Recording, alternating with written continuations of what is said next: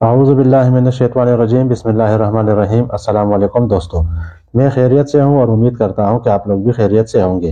میں آج آپ لوگوں کی خدمت پہ پیر صاحب کا جو بیان لے کر آیا ہوں اس کا عنوان ہے اللہ تعالیٰ کی رحمتیں رمضان میں۔ اس میں پیر صاحب ہمیں رمضان میں اللہ تعالیٰ کی رحمتوں کے بارے میں تفصیل کے ساتھ بیان فرمائیں گے، تو چلیے آئیے سنتے ہیں۔ شیطان بھی ان میں ہی موجود تھا، اس نے سجدہ نہیں کیا۔ نبی علیہ الصلوۃ والسلام نے پوچھا ما منع کا اللہ تسجد، اللہ تعالیٰ نے پوچھا کہ شیطان تو نے سجدہ کیوں نہیں کیا؟ کہنے لگا خلقتنی من نار و خلقتہ من طین، کہ اللہ مجھے آپ نے آگ سے پیدا کیا اور آگ بلندی کی طرف جاتی ہے، اونچائی کی طرف جاتی ہے، اور اسے آپ نے مٹی سے پیدا کیا اور مٹی میں پستی ہوتی ہے، لہذا انا خیر منہ، میں اس سے بہتر ہوں۔ تو اس کے اندر تکبر آ گیا، اس نے اپنے آپ کو بہتر جانا اور سجدہ نہیں کیا۔ جب انکار کیا ابا واستکبر وکان من الکافرین، اور انکاری ہو گیا، تو اللہ تعالیٰ نے فرمایا فخرج منہا فانک رجیم، نکل جا اس دربار سے، تو مردود ہے۔ اب جب شیطان کو اللہ تعالیٰ نے اپنی مجلس سے نکال دیا تو شیطان نے اللہ رب العزت سے پہلے مہلت مانگی، رب انذرنی الی یوم یبعثون، اللہ مجھے قیامت تک کے لیے مہلت عطا کر دیجئے۔ اللہ تعالیٰ اتنے کریم ہیں، اتنے رحیم ہیں کہ ایسے دشمن کو بھی مہلت دے دی، فرمایا انک من المنذرین، میں نے تجھے قیامت تک کے لیے مہلت عطا کر دی۔ جب اس کو پتہ چل گیا کہ مجھے مہلت مل گئی ہے تو پھر اس نے ایک بات کی کہ اللہ میں تیرے ان بندوں کو بہکاؤں گا، ورغلاؤں گا، ولا تجد اکثرہم شاکرین، تو دیکھے گا کہ ان میں سے اکثر تیرے ناشکرے ہوں گے، یعنی اولاد آدم کو میں بہکاؤں گا اور تیرا نافرمان، تیرا ناشکرہ بناؤں گا۔ اور پھر اس نے قسم کھائی فبعزتی کا، اے اللہ مجھے آپ کی عزت کی قسم ہے۔ یہ ایسے ہی ہے کہ دو بندے آپس میں اگر تکرار کرنے لگ جائیں تو ایک قسم کھا کے کہتے ہیں کہ میں تجھ سے بدلہ لے کے رہوں گا۔ اسی طرح شیطان نے قسم کھا کے کہا کہ میں تیرے بندوں کو بہکاؤں گا، ورغلاؤں گا، تیرا نافرمان بناؤں گا۔ تو جب اس نے قسم کھائی تو اللہ تعالیٰ کی رحمت جوش میں آئی، تو اللہ رب العزت نے اپنے بندوں کے اوپر مہربانی کا ارادہ فرما لیا، فرمایا شیطان تو میرے بندوں کو بہکائے گا، لیکن جب بھی یہ گناہوں سے معافی مجھ سے مانگیں گے میں ان کے گناہوں کو معاف فرما دوں گا۔ حتیٰ کہ حدیث قدسی میں ہے، اے میرے بندے اگر تیرے گناہ آسمان کے ستاروں کے برابر ہیں، اگر تیرے گناہ ساری دنیا کے سمندروں کے پانی کے قطروں کے برابر ہیں، اگر تیرے گناہ ساری دنیا کی ریت کے ذرات کے برابر ہیں، اگر تیرے گناہ ساری دنیا کے درختوں کے پتوں کے برابر ہیں، تیرے گناہ تھوڑے ہیں، میری رحمت زیادہ ہے، تو توبہ کرے گا، میں تیری توبہ کو پھر بھی قبول کر لوں گا۔ تو جب رب کریم نے توبہ کو قبول کرنے کا ارادہ کیا تو شیطان پریشان ہوا کہ میری محنت پہ تو پانی پھر جائے گا۔ چنانچہ اللہ تعالیٰ نے اولاد آدم کو یہ فرمایا کہ یہ شیطان تمہارا دشمن ہے، تم اس سے بچ کے رہو۔ الم اعہد الیکم یا بنی آدم اللہ تعبدوا الشیطان انہ لکم عدو مبین، یہ تمہارا واضح دشمن ہے۔ تو شیطان اللہ کا بھی دشمن اور اللہ کے بندوں کا بھی دشمن، ہمارا بھی دشمن ہے۔ اچھا، اللہ تعالیٰ کو شیطان کے ساتھ ذاتی عداوت ہے، یہ نقطہ یاد رکھیں، اللہ تعالیٰ کو شیطان کے ساتھ ذاتی عداوت ہے۔ اب اس کی دلیل کوئی مانگے کہ جی کیا دلیل ہے کہ اللہ تعالیٰ کو ذاتی عداوت ہے؟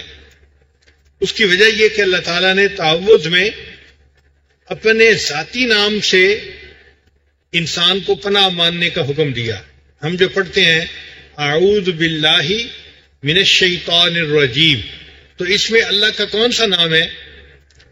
صرف ذاتی نام ہے نا، اللہ کا نام ہے۔ تسمیہ میں دیکھیں تو تسمیہ میں اللہ کے صفاتی نام ہیں، الرحمن اور الرحیم۔ اسی طرح تعوذ میں بھی صفاتی نام ہو سکتے تھے، مگر اللہ نے کوئی صفاتی نام استعمال نہیں کیا۔ وجہ کیا تھی؟ کہ صفاتی نام میں دوسرے بندے کی شرکت پاسبل ہے۔ مثال کے طور پہ اللہ تعالیٰ سمیع ہے، اور سمیع کا لفظ اللہ نے انسان کے لیے بھی استعمال کیا۔ وہ سماعت کے زمین و آسمان کا فرق ہے، مگر نام تو ایک جیسا استعمال ہوا۔ اللہ تعالیٰ رؤوف اور رحیم ہے، اور یہی نام اللہ نے نبی علیہ السلام کے لیے بھی استعمال فرمائے۔ تو صفاتی نام دوسرے کے لیے پاسبل ہے کہ استعمال کر لیا جائے، لیکن ذاتی نام تو ذاتی ہوتا ہے نا۔ اللہ تعالیٰ نے اس لیے تعوذ میں ذاتی نام استعمال کیا کہ کسی کو یہ شبہ نہ رہے کہ یہ کسی اور سے پناہ مانگ رہا ہے۔ اللہ سے پناہ مانگو، اور چونکہ یہ میرا ذاتی دشمن ہے، میرے بندو میں تمہیں اس سے بچا کے دکھاؤں گا۔ اس لیے اعوذ باللہ من الشیطان الرجیم، اس میں ہم اللہ تعالیٰ کا ذاتی نام لے کے پناہ مانگتے ہیں، اور اللہ تعالیٰ بندے کو شیطان سے بچاتے ہیں۔ اب ایک نقطے کی بات یہ ہے کہ دو دوست ہوں اور ایک مشکل میں ہو تو دوسرا دوست اس کی مدد کرتا ہے۔ قرآن مجید میں ہے کہ حضرت موسیٰ علیہ السلام اپنے گھر سے نکلے تو اپنی قوم کے ایک بندے کو دیکھا کہ وہ دوسرے بندے کے ساتھ جھگڑ رہا تھا۔ اب موسیٰ علیہ السلام نے چاہا کہ میں اپنی قوم کے بندے کی مدد کروں، چنانچہ موسیٰ علیہ السلام نے اپنے بندے کی طرف سے اس دوسرے بندے کو ایک مکہ مارا، فَوَقَذَ مُوسَىٰ فَقَضَىٰ عَلَيْهِ۔ قرآن مجید میں ہے کہ وہ بندہ مر ہی گیا اس مکہ لگنے سے۔ تو حضرت موسیٰ علیہ السلام نے اپنے ساتھی کی مدد کر کے دکھائی، قرآن پاک سے ثابت ہے۔ اب جب اللہ رب العزت شیطان کو دشمن سمجھتے ہیں اور وہ شیطان بندے کو برگلاتا ہے، تو اللہ تعالیٰ اپنے بندے کی مدد کر کے دکھاتے ہیں کہ دیکھو میں اپنے بندے کی کیسے مدد کرتا ہوں۔ اس مدد کے لیے اللہ نے بندے کی دعا کو قبول کرنے کا وقت موت تک کے لیے رکھ لیا، کہ سانس اکھڑنے سے پہلے پہلے تم جب بھی توبہ کرو گے میں تمہاری توبہ کو قبول کروں گا، ایک بات۔ اور دوسری بات، اللہ نے کچھ ایسے اوقات بنا دیے کہ میرے بندو اگر ان اوقات میں تم توبہ کرو گے تو میں تمہاری توبہ کو ضرور قبول کروں گا۔ یہ رمضان مبارک کا مہینہ انہی اوقات میں سے ایک مہینہ ہے۔ اس میں اللہ کی رحمت اپنے جوش میں ہوتی ہے، اور اللہ تعالیٰ بندے کے گناہوں کو معاف فرما دیتے ہیں۔ حدیث مبارکہ میں ہے اولھا رحمتن، رمضان مبارک کے پہلے 10 دن رحمت کے ہیں، اوسطھا مغفرتن، درمیان کے 10 دن مغفرت کے ہیں، وآخرھا عتق من النار، اور آخری 10 دن آگ سے آزادی کے دن ہیں۔ تو اللہ تعالیٰ اپنے بندوں کو آگ سے آزاد فرما دیتے ہیں، جہنم سے بری فرما دیتے ہیں۔ چنانچہ حدیث مبارکہ میں آتا ہے کہ مدینہ طیبہ میں ایک قبیلہ تھا، اس کا نام تھا بنو قلب۔ اس قبیلے کے لوگوں کا جو روزگار تھا نا، وہ بکریاں پالنا تھا۔ ہر گھر والے کے پاس 200 بکریاں 300 بکریاں ہوتی تھیں، اور وہ بکریاں پالتے تھے، اور اسی سے ان کا گزران ہوتا تھا، دودھ ملتا تھا، بیچتے تھے، پیسے ملتے تھے، تو گزارا چلتا تھا۔ تو بنو قلب قبیلہ بکریاں پالنے میں مشہور تھا، اور اتنی بکریاں تھیں کہ حدیث پاک میں آتا ہے کہ جب سارا قبیلہ کے لوگ بکریاں نکالتے تھے تو 2 پہاڑوں کے درمیان کی پوری زمین بکریوں سے بھر جایا کرتی تھی۔ اتنی بکریاں ہوتی تھیں، یعنی ہزاروں کی تعداد میں بکریاں ہوتی تھیں۔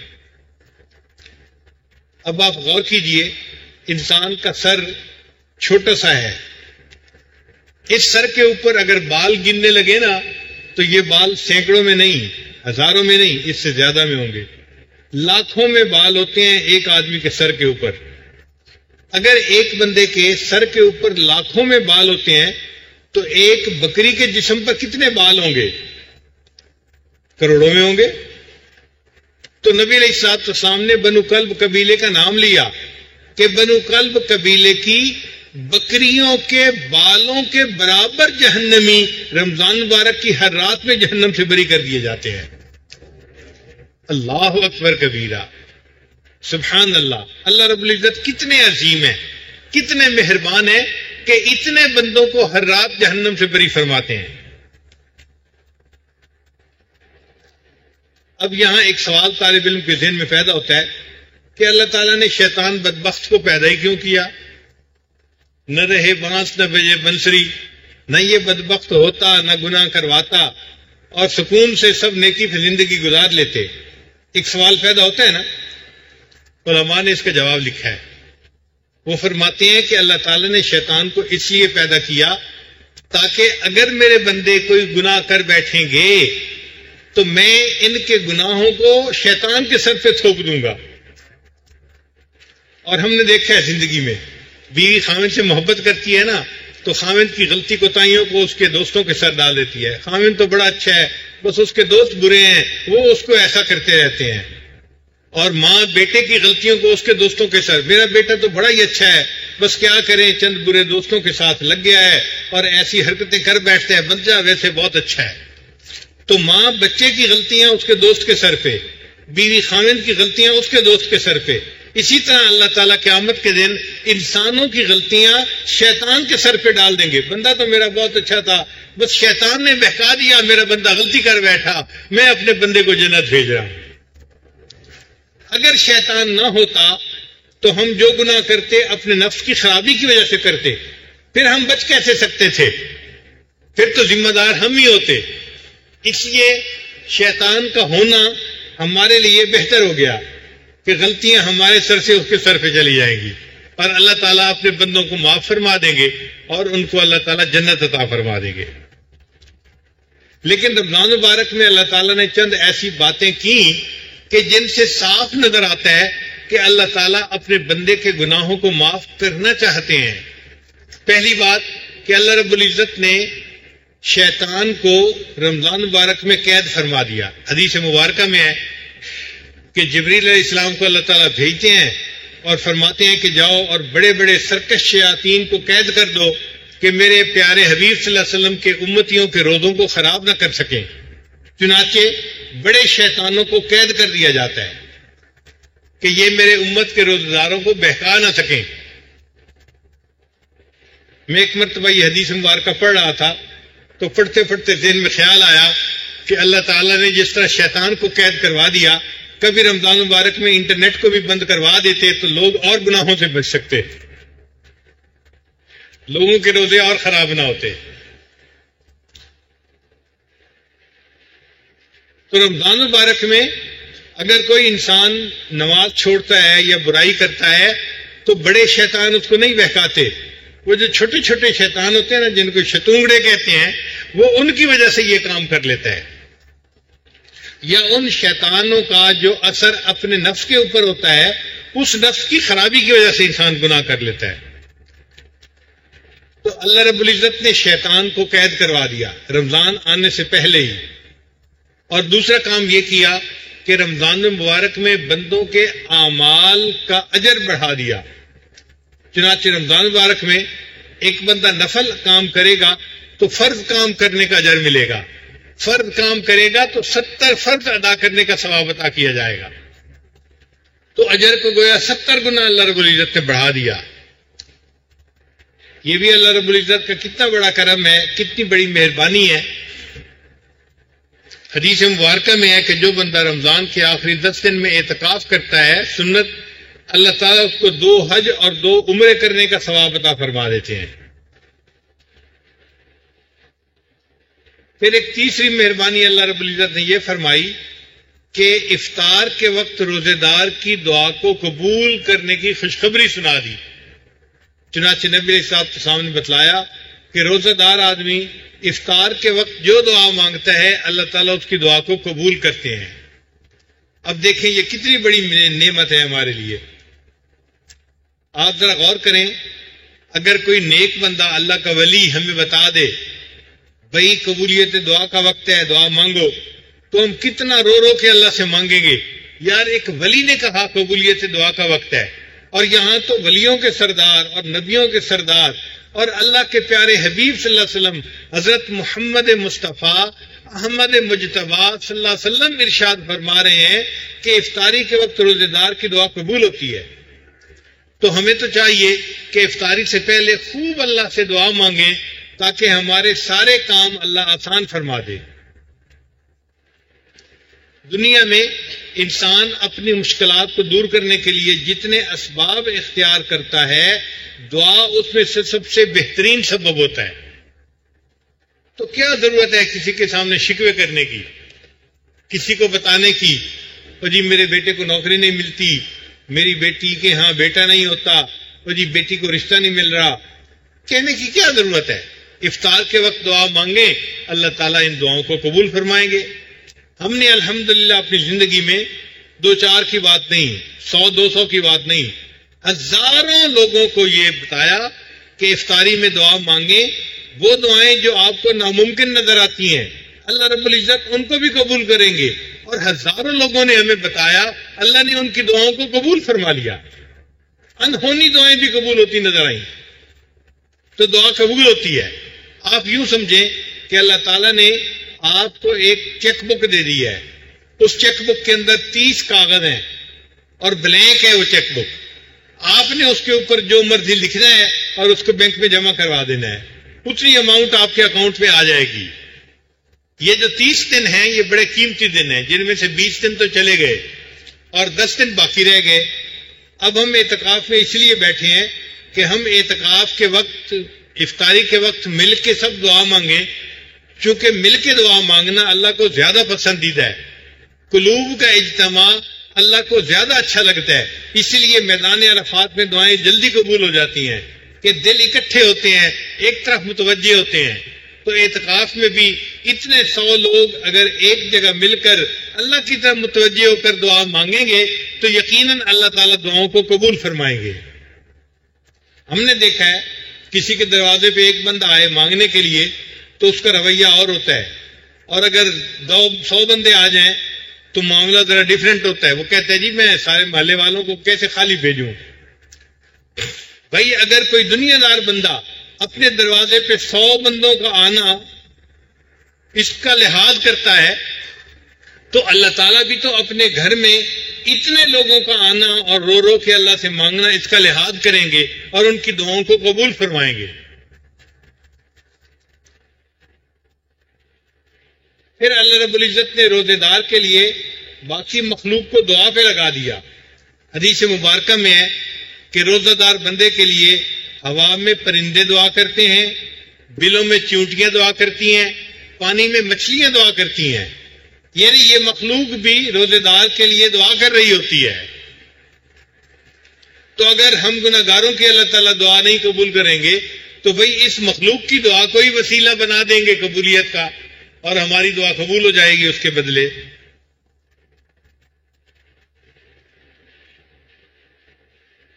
جو مانگنے کا طریقہ ہے اس طرح مانگو، در کریم سے بندے کو کیا نہیں ملتا۔ پھر اللہ رب العزت نے رمضان مبارک میں ایک رات ایسی بنائی کہ جس رات میں ایک بندے کو عبادت کرنے پر 83 سال کی عبادت کا ثواب ملتا ہے، 1000 مہینوں کی عبادت کا ثواب ملتا ہے۔ اب عام طور پر بندوں کی عمریں 80 سال سے کم ہی ہوتی ہیں، آپ یوں سمجھیں اس ایک رات میں عبادت کا ثواب پوری زندگی کے گناہوں کو معاف کروا دیتا ہے۔ اب یہ کتنی بڑی بات ہے۔ اگر کوئی بندہ کہے کہ جی ہمیں کیا پتہ کون سی رات لیلۃ القدر کی رات ہے، تو اللہ رب العزت نے نشاندہی بھی کر دی، بتا بھی دیا۔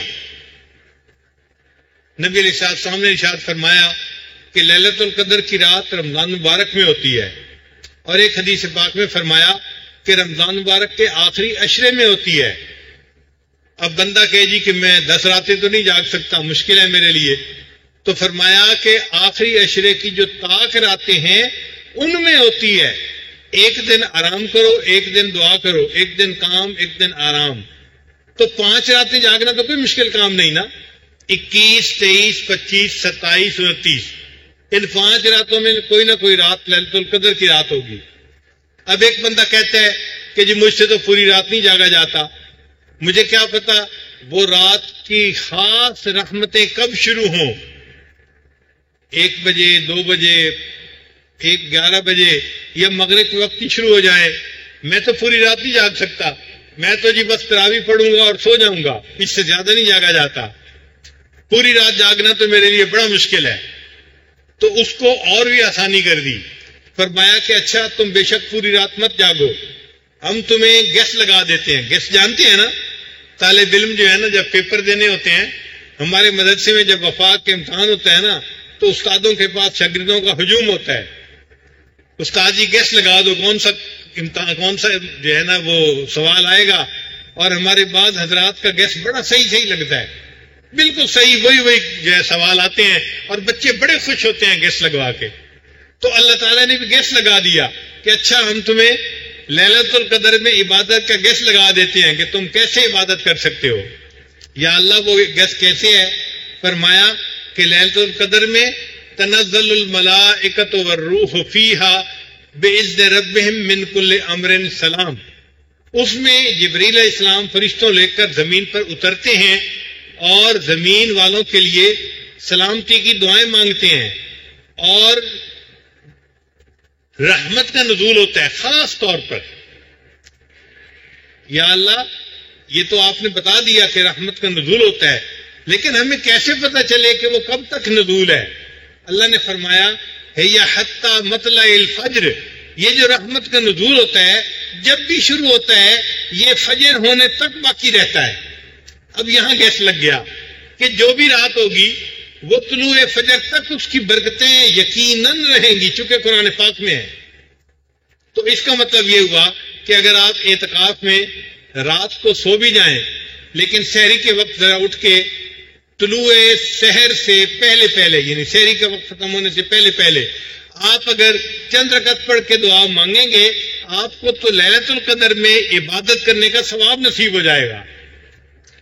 چونکہ وہ جو بھی کوئی رات ہوگی اس رات کی برکتیں سحری کے وقت تک رہنی ہیں، یہ قرآن پاک سے ثابت ہے. تو جب رہنی ہے تو ہمیں ثواب ملے گا اس کا. تو آسان کام ہو گیا نا ہمارے لیے لیلۃ القدر میں عبادت کرنا. اگر عبادت کریں گے اللہ تعالیٰ 80 سال کے گناہوں کو یعنی پوری زندگی کے گناہوں کو اللہ تعالیٰ معاف فرما دیں گے. اور لیلۃ القدر میں انسان جو دعا کرتا ہے فرشتے اس کی دعاؤں پر آمین کہتے ہیں.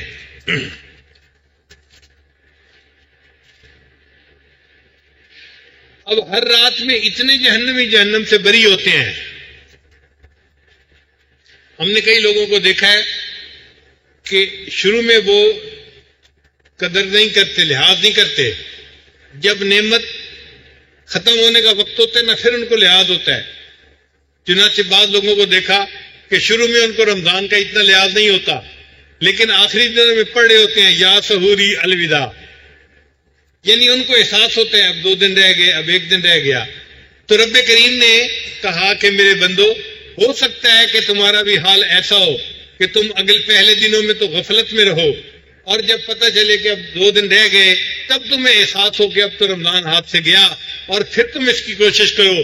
تو رمضان مبارک کی آخری رات میں اتنے جہنمی جہنم سے بری ہوتے ہیں جتنا رمضان کی پہلی رات سے آخری رات تک ٹوٹل جہنمی بری ہوئے تھے.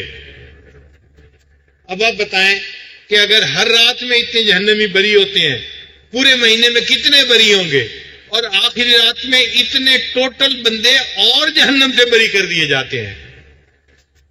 کئی بندوں کو دیکھا ہے کہ وہ آخری رات کا بھی لحاظ نہیں کرتے، جب رمضان ختم ہو جاتا ہے تب ان کو احساس ہوتا ہے اب تو رمضان ہاتھ سے چلا گیا. وہ سکھوں والی ذہنیت ہوتی ہے نا کہ جب سر پہ پڑتی ہے تو خیال نہیں آتا، پڑھ کے گزر جاتی ہے پھر خیال آتا ہے کہ ہو رمضان تو ہاتھ سے گزر گیا. اللہ رب العزت نے فرمایا اچھا اگر میرے کچھ ایسے بندے ہوں گے میں ان کا بھی لحاظ کر لیتا ہوں. چنانچہ رمضان تو ختم ہو گیا، اب رمضان کے بعد عید کی رات آ گئی، اس کو حدیث پاک میں لیلۃ الجائزہ کہا گیا. فرمایا لیلۃ الجائزہ میں جو عبادت کرے گا اس کو رمضان مبارک کی رات میں عبادت کرنے کا ثواب نصیب ہوگا. وہ بھی انعام کی رات ہے، وہ بھی بخشش اور مغفرت کی رات ہے. پھر اس کے بعد عید کی نماز پڑھنے کے لیے تو لوگ آ ہی جاتے ہیں. ہم نے دیکھا جو روزہ اور تراویح نہیں کرتے نا عید پڑھنے وہ بھی آ جاتے ہیں. ایک عالم نے کسی سے پوچھا آپ نے نمازیں پڑھی؟ اس نے کہا نہیں. اس نے کہا اچھا تم نے روزے رکھے؟ کہتے ہیں نہیں. اس نے کہا اچھا عید کے دن سیویاں کھائیں؟ کہتے ہیں مولانا اگر سیویاں بھی نہ کھاتا تو کیا کافر ہو کے مرتا؟ تو روزے تراویح تو یاد نہیں ہوتی، سیویاں کھانی تو یاد ہوتی ہیں. اسی طرح ہم نے دیکھا ہے کہ بندہ جتنا ہی غافل ہو عید کی نماز پڑھنے آ جاتا ہے. شرابیوں کو نماز پڑھتے دیکھا, بدکاری کرنے والوں کو جو ہے نا نماز پڑھتے دیکھا. عید کی نماز پڑھنے تو ہر مسلمان آ جاتا ہے, جو نام کا مسلمان ہے وہ بھی آ جاتا ہے عید کی نماز پڑھنے کے لیے. اب عید کی نماز جب پڑھتے ہیں تو اللہ تعالیٰ فرشتوں سے پوچھتے ہیں میرے یہ بندے کیوں اکٹھے ہیں؟ حالانکہ اللہ تعالیٰ جانتے ہیں بندوں کو کہ کیوں اکٹھے ہیں. فرشتے کہتے ہیں یا اللہ مزدور ہیں جنہوں نے پورا مہینہ مزدوری کی, اب وہ آپ سے آپ کی رحمت کا سوال کرتے ہیں. اللہ تعالیٰ ان فرشتوں کو کہتے ہیں اچھا تم گواہ رہنا کہ میں نے روزوں کے اور تراویح کے بدلے ان سب کے گناہوں کو معاف کر دیا, اور میرے ان بندوں کو بتا دو قوموا مغفورا لکم, کھڑے ہو جاؤ بخشے بخشاؤ میرے بندے, میں نے تمہارے گناہوں کو نیکیوں میں تبدیل کر دیا. تو عید کی نماز پڑھنے پر گناہ نیکیوں میں تبدیل ہو جاتے ہیں اور بندہ بخشا بخشایا اپنے گھر کو واپس لوٹ آتا ہے. تو رمضان کا مہینہ ہمیں پاک کرنے کے لیے آیا, دھونے کے لیے آیا ہے.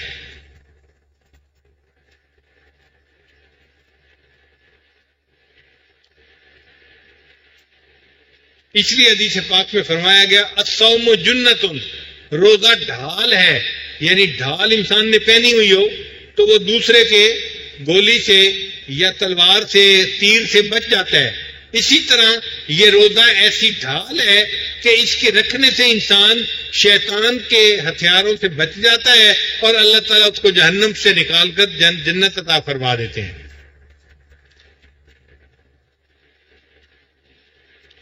قرآن مجید میں حدیث پاک میں فرمایا من صام رمضان ایمانا و احتسابا غفر له ما تقدم من ذنبی, کہ جس بندے نے رمضان کے روزے رکھے ایمان اور احتساب کے ساتھ اللہ اس کے پچھلے سب گناہوں کو معاف فرما دیتے ہیں, اور جس نے تراویح کی نماز پڑھی اللہ اس کے گناہوں کو بھی معاف فرما دیتے ہیں. اور ایک اور بڑی مزے کی بات ہے, یہ جتنی خوشخبری ہے نا سب بڑی پیاری ہیں, لیکن یہ خوشخبری ان سب میں سے زیادہ پیاری ہے. وہ کیسے؟ یہ خوشخبری یہ ہے کہ اللہ فرماتے ہیں الصوم لی وانا اجزی بہ, روزہ میرے لیے ہے اور روزہ کا بدلہ بھی میرے ہی ذمے ہے. چنانچہ بندہ نیکی کرتا ہے تو نامہ اعمال میں اس کی نیکی کا ثواب لکھا جاتا ہے.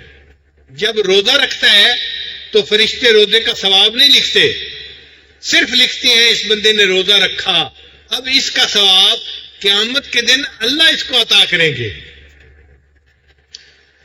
اب یہ عجیب بات کہ روزے کا ثواب قیامت کے دن اللہ عطا فرمائیں گے. بھائی جب اللہ نے دینا ہوگا تو بڑوں کی دین بھی تو بڑی ہوتی ہے نا. اب کوئی بندہ جا کے سعودی عرب کے بادشاہ سے 5 روپے مانگے, اس کو غصہ آئے گا, تم نے مجھے کیا سمجھا ہوا ہے بھائی, مجھ سے 5 روپے مانگنے آ گئے ہو. کسی وزیر سے آپ 1 روپیہ مانگیں وہ غصہ کرے گا, تم نے مجھے کیا سمجھا ہوا ہے 1 روپیہ مانگتے ہو. تو بڑے جو ہوتے ہیں نا ان کی دین بھی بڑی ہوتی ہے. اللہ تعالیٰ جب دیں گے تو بندے کو پھر اتنا دیں گے کہ بندہ بس بس کرے گا, چونکہ اللہ نے دینا ہوگا. اچھا آپ غور کریں, ایسا پاسبل ہے کہ ایک بندہ جہنم میں جا رہا ہو, اب اس کو نیکیوں کی ضرورت ہے اور اس کی نیکیوں میں روزہ بھی لکھا ہوا ہے اور روزے کا بدلہ اللہ نے دینا ہے, اور وہ اپنے اللہ سے بدلہ مانگے اور اللہ اس کو تھوڑا بدلہ دے جو اس کو جنت بھی نہ پہنچا سکے؟ ایسا ہو سکتا ہے؟ پاسبل ہی نہیں ہے. جب اللہ نے بدلہ دینا ہے اللہ اتنا بدلہ دیں گے کہ یقیناً وہ بندہ جہنم کی بجائے جنت جانے کے قابل بن جائے گا. کوئی اللہ پہ یہ اعتراض نہیں کر سکے گا اللہ آپ نے مجھے تھوڑا بدلہ دیا میں جنت میں نہیں جا سکا. اس سخی آقا کے اوپر کوئی اعتراض نہیں کر سکے گا. تو جب اللہ نے ذمہ لے لیا بدلہ, اس کا مطلب یہ ہے کہ بدلہ اتنا ملے گا کہ یقیناً اللہ تعالیٰ ہمیں جنت عطا فرمائیں گے.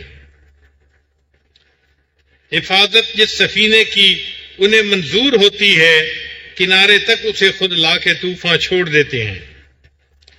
اسی لیے نبی علیہ الصلوۃ والسلام نے جبریل علیہ السلام کی بد دعا کے اوپر آمین کہہ دی تھی. آپ غور کریں, اگر کسی ماں کے بیٹے کو کوئی بد دعا دے تو ماں اس پر آمین کہتی ہے؟ کبھی نہیں کہتی. بد دعا پر آمین نہیں کہہ سکتی ماں, بیٹا ہے اس کا, محبت کی وجہ سے آمین نہیں کہتی. تو اللہ کے محبوب صلی اللہ علیہ وسلم جو امت کے اوپر ماں سے زیادہ شفیق تھے، وہ کیسے بد دعا کے اوپر آمین کہہ سکتے ہیں؟ آمین کہنے کا مقصد یہ تھا کہ واقعی جس بندے نے رمضان کی ناقدری کی، اس نے بہت بڑی غلطی اور کوتاہی کی، اس نے غلطی کی انتہا کر دی، تو تھک ہار کے جیسے ماں بھی پریشان ہو کے بالآخر بندے کی بد دعا پر آمین کہہ دیتی ہے، تو نبی علیہ السلام نے بھی بد دعا پر آمین کہہ دی۔ جبریل علیہ السلام نے بد دعا مانگی، برباد ہو جائے وہ شخص جس نے رمضان کا مہینہ پایا اور اپنی مغفرت نہ کروائی، اور نبی علیہ السلام نے اس کے اوپر آمین کی مہر لگا دی۔ اب آپ سوچیں کہ ہمارے لیے یہ کتنی بڑی وعید ہے۔ اگر ہم نے اپنی بخشش ان 10 دنوں میں نہ کروائی تو نبی علیہ السلام کی بد دعا ہے اس کے لیے، بندے کے لیے جو اپنی بخشش ان دنوں میں نہ کروائے۔ اس لیے ہمیں تو ہر حال میں اپنے اللہ کو منانا ہے اور اپنے گناہوں کو بخشوانا ہے۔ حضرت علی رضی اللہ عنہ فرمایا کرتے تھے، اگر اللہ تعالیٰ نے اس امت کو عذاب دینا ہوتا تو اسے رمضان مبارک کا مہینہ عطا نہ کرتے۔ اگر اللہ نے اس امت کو عذاب دینا ہوتا، اللہ اس امت کو رمضان کا مہینہ عطا نہ کرتے۔ اللہ نے جو رمضان کا مہینہ عطا کیا، اس بات کی دلیل ہے کہ اللہ ان کو جہنم میں نہیں بھیجنا چاہتے۔ ایک بزرگ سے کسی نے پوچھا کہ جی رمضان کا مہینہ کیسے بچا لیتا ہے امت کو جہنم سے؟ انہوں نے کہا دیکھو، سال کے 12 مہینے ہیں۔ سال کے کتنے مہینے ہیں؟ 12 مہینے، اور رمضان مبارک 1 مہینہ ہے، باقی 11 مہینے دوسرے ہیں۔ اسی طرح حضرت یوسف علیہ السلام 12 بھائی تھے، ایک یوسف علیہ السلام تھے اور 11 بھائی دوسرے تھے۔ احد عشر کوکبا، 11 بھائی دوسرے تھے، 12ویں یوسف علیہ السلام تھے۔ مگر اللہ تعالیٰ نے یوسف علیہ السلام کی وجہ سے 11 بھائیوں کی غلطی کو معاف کر دیا تھا۔ قرآن مجید میں ہے، حضرت یوسف علیہ السلام کی وجہ سے باقی 11 بھائیوں کے گناہوں کو اللہ نے معاف کر دیا تھا۔ تو جیسے یوسف علیہ السلام کی وجہ سے 11 بھائیوں کے گناہوں کو اللہ نے معاف کر دیا تھا، ایسے ہی رمضان مبارک کا مہینہ یوسف علیہ السلام کی مانند ہے۔ اللہ اس کی وجہ سے دوسرے 11 مہینوں کے گناہوں کو بھی معاف فرما دیتے ہیں اور بندے کی بخشش ہو جاتی ہے۔ تو یہ مہینہ ہمیں دھونے کے لیے، پاک کرنے کے لیے آیا ہے۔ بس ہم ان 10 دنوں میں اپنے گناہوں کی سچی معافی مانگیں تاکہ اللہ تعالیٰ ہمارے گناہوں کو معاف فرما دے اور ہماری فریاد کو اللہ تعالیٰ قبول فرما لے۔ اجازت ہو تو آ کر میں بھی شامل ان میں ہو جاؤں، اجازت ہو تو آ کر میں بھی شامل ان میں ہو جاؤں، سنا ہے کل تیرے در پر ہجوم عاشقاں ہوگا۔ اے اللہ، تیرے در پر تیرے عاشقوں کا ہجوم ہوگا، اجازت ہو تو میں بھی ان میں آ کے شامل ہو جاؤں۔ اللہ کے چاہنے والے بندے دور قریب سے کھچ کھچ کے یہاں آ گئے ہیں، یہ اللہ کو منانے کے لیے آئے ہیں۔ یقیناً ان کا جمع ہونا اللہ کو بہت پسند آئے گا۔ حدیث پاک میں آتا ہے کہ میرے بندے من قبائل شتیٰ، مختلف قبیلوں سے، اور من بلاد شتیٰ، مختلف شہروں سے جب ایک جگہ اکٹھے ہوتے ہیں میرا ذکر کرنے کے لیے، تو ان کے اوپر میری رحمت نازل ہوتی ہے اور فرشتے ایسی محفل کو ڈھانپ لیا کرتے ہیں۔ تو جب فرشتے ایسی محفل کو ڈھانپ لیتے ہیں اور رحمت ان کے اوپر نازل ہوتی ہے، ہم اس رحمت سے فائدہ اٹھائیں اور اپنے گناہوں کو اللہ سے بخشوائیں۔ لہذا ان دنوں میں آپ نے مسجد کے اندر رہنے کی وجہ سے کوئی دنیا کی بات نہیں کرنی، کوئی دنیا کا تذکرہ نہیں کرنا، زبان پہ لفظ ہی نہ آئے دنیا کا۔ دنیا کا تذکرہ ویسے ہی مکروہ ہے اور مسجد میں تو اور بھی زیادہ مکروہ ہے۔ اور سیاست کی بات کرنا تو اپنے اوپر حرام سمجھیں مسجد میں رہتے ہوئے۔ آپ یوں سمجھیں کہ میں گھر چھوڑ آیا ہوں سب چیزوں کو، اب مسجد میں آیا ہوں تو یہاں پر بس میں ہوں اور میرا رب ہے، مجھے اپنے اللہ کو منانا ہے۔ بہت زندگی میں نے ادھر ادھر کی باتیں کر لی، سن لی، اب تو بس میں ہوں اور میرا پروردگار ہے۔ آپ نے کوئی دنیا کی بات نہیں کرنی، بس اپنے اللہ کو منانا ہے، اللہ کو یاد کرنا ہے، اللہ کا ذکر کرنا ہے اور اللہ سے دعائیں مانگنی ہے۔ شریعت کا یہ مسئلہ ہے کہ پورے مجمع میں سے ایک بندے کی دعا بھی قبول ہو گئی اللہ اس کی برکت سے پورے مجمع کی دعاؤں کو قبول فرما لیتے ہیں۔ چنانچہ فقہاء نے لکھا ہے کہ اگر جماعت کی نماز ہو اور ایک نمازی کی نماز قبول ہو جائے تو جماعت میں جتنے لوگ شامل تھے اللہ سب کی نماز کو قبول کر لیتے ہیں۔ تو جب ساری جماعت کی دعائیں قبول ہوتی ہیں تو کوئی تو ہوگا جو اللہ کا خوف دل میں رکھتا ہوگا، جو اللہ کی محبت دل میں رکھتا ہوگا، اور اس کی آنکھوں سے نکلے ہوئے آنسو اللہ کو پسند آ جائیں گے۔ کسی کے تو آنسو اللہ کو پسند آئیں گے، کسی کا تڑپنا تو اللہ کو پسند آ جائے گا، اور اس کی تڑپ کی وجہ سے اللہ ہمارے بھی گناہوں کو معاف فرما دیں گے۔ اس لیے ان 10 دنوں میں اللہ کو منانا ہے ہم نے۔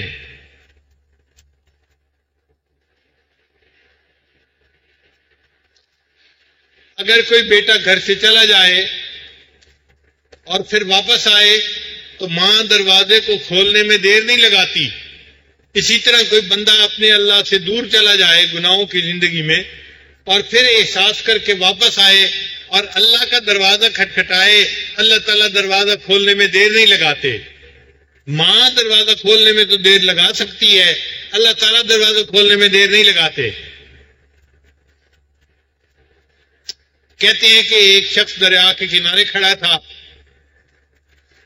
اور وہ نجاست سے لتھڑا ہوا تھا، تو دریا نے اس سے پوچھا کہ اے بندے، تم نجاست میں لتھڑے ہوئے ہو، تم کیوں نہیں میرے پانی میں ڈبکی لگاتے؟ اس نے کہا کہ میں ناپاک ہوں، میں ڈبکی لگاؤں گا تمہارے پانی کو بھی ناپاک نہ کر دوں کہیں۔ تو دریا نے اسے کہا کہ میں تو جاری پانی ہوں، میں خود بھی پاک ہوں، اور میرے اندر اگر کوئی ناپاک آ جاتا ہے میں اس کی نجاست کو بھی دھو کے پاک کر دیا کرتا ہوں۔ تو جب ایک دریا نجاست بھرے بندے کے نجاست کو پاک کر دیتا ہے تو اللہ تعالیٰ کی رحمت کا دریا تو بہت بڑا ہے۔ اللہ کی رحمت کا دریا ہم سب کے گناہوں کی نجاست کو دھو بھی دے گا، اور اس کے رحمت کے دریا میں سے کچھ کمی بھی نہیں آئے گی۔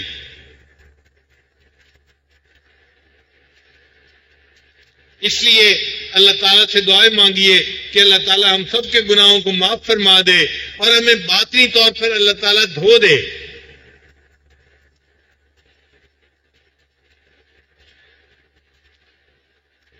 رحمت دا دریا الہی تے ہر دم بگدا تیرا، رحمت دا دریا الہی تے ہر دم بگدا تیرا، جے ایک قطرہ مل جائے مینوں تے کم بن جاوے میرا۔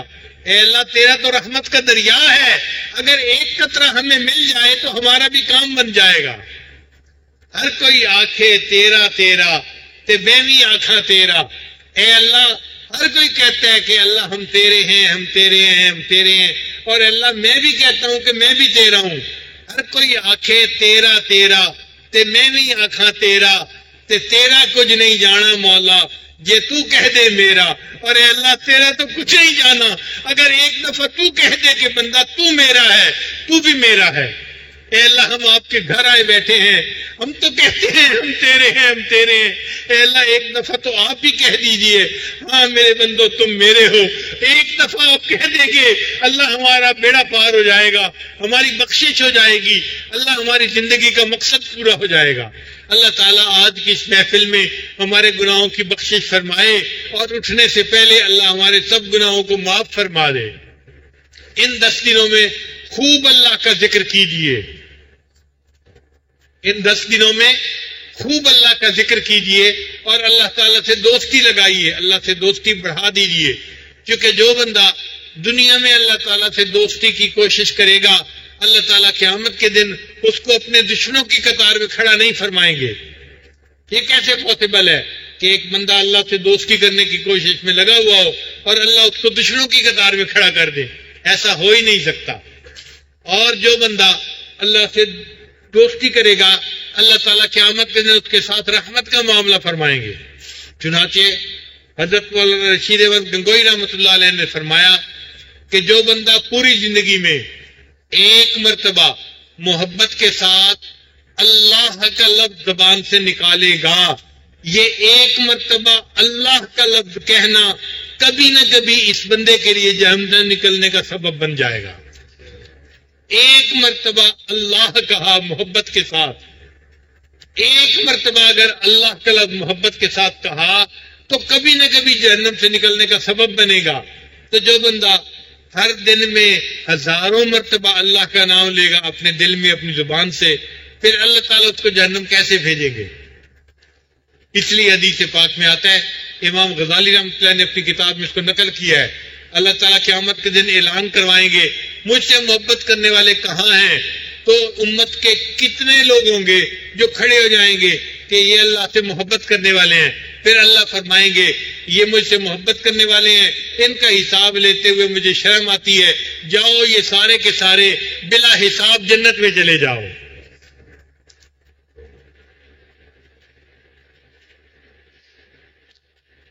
ہمارے علاقے میں ایک بزرگ گزرے ہیں بلے شاہ رحمۃ اللہ علیہ، وہ پنجابی زبان کے اشعار ہیں ان کے بڑے عجیب و غریب.